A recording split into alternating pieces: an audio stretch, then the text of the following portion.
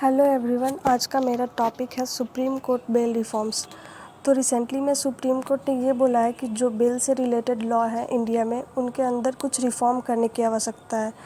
Bell basically ये होता है कि यदि किसी पर्सन को अरेस्ट कर लिया गया है और अब उसे छोड़ना है तो उसे बेल दी जाती है। इंडिया में मेनली 4 टाइप्स ऑफ बेल होते हैं, जैसे कि regular bell, anticipatory bail, default bell and interim bell. तो जब बेल दी जाती है तो एक व्यक्ति को अरेस्ट करके छोड़ दिया जाता है, और ये बेल देने का प्रोसेस ये है कि आज के टाइम पे बहुत कम ही बेल दिया जा रहा है, यानी कि बहुत कम ही ऐसे लोग हैं जिन्हें रिलीज़ किया जा रहा है। तो सुप्रीम कोर्ट ने ये कहा है कि लोगों को जेल में डालने से अच्छा है कि आप लोगों को बेल देने पे, यानी कि रिलीज़ करने पे फोकस करें, क्योंकि जेल के अंदर जो कैदियों का क्राउड है वो लगातार बढ़ता जा रहा है, जिसकी वजह से जेल के ऊपर बर्डन भी बढ़ता जा रहा है, और ये बर्डन अंडर ट्रायल प्रिजनर का बढ़ रहा है।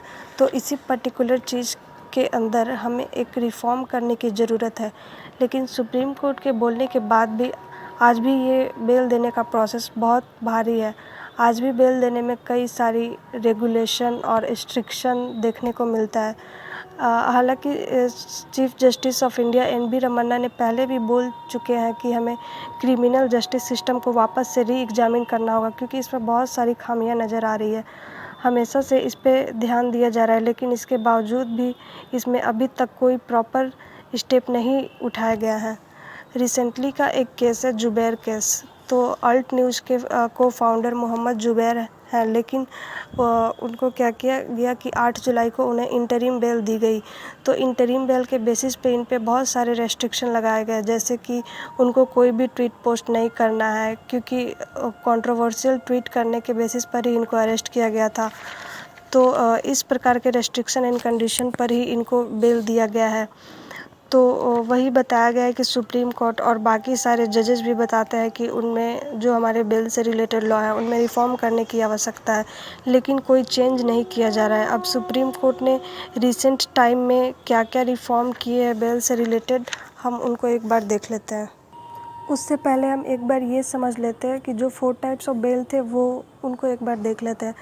तो जो रेगुलर बेल है ये कॉमनली लोगों को दिया जाता है। तो इसके अंदर एक एप्लीकेशन फ़ाइल करनी होती है, और ये section 437 and 439 of the CrPC के अंडर होती है। तो उसे रिलीज करने के लिए रेगुलर बेल दी जाती है।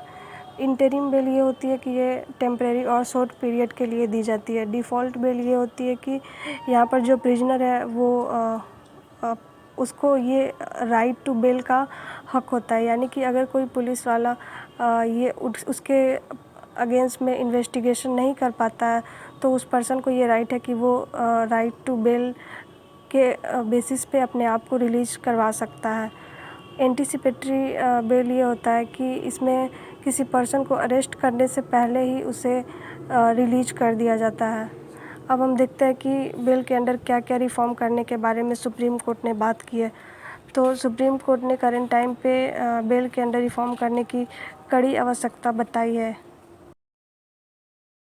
तो अब हम ये देखते हैं कि सुप्रीम कोर्ट के क्या क्या रूल्स हैं रिफ़ॉर्म से रिलेटेड। तो पहला इसमें यह है कि एक सेपरेट लॉ होना चाहिए बेल के लिए, और जो ये बेल वर्ड है ये कहीं पे भी डिफ़ाइन नहीं है सीआरपीसी के अंडर।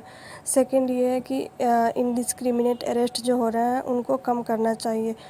और थर्ड ये है कि बेल एप्लीकेशन। तो बेसिकली इसमें ये है कि किसी भी पर्सन को अगर बेल दी जाती है तो उन्हें कुछ एप्लीकेशन फ़ाइल करनी होती है सेक्शन 88, 170, 204 और 209 के अंडर। लेकिन इसके अलावा भी कुछ पुलिस क्या होता है कि वो अलग से एक एप्लीकेशन फ़ाइल करवाते हैं। तो सुप्रीम कोर्ट ने ये कहा कि उसकी कोई आवश्यकता नहीं है।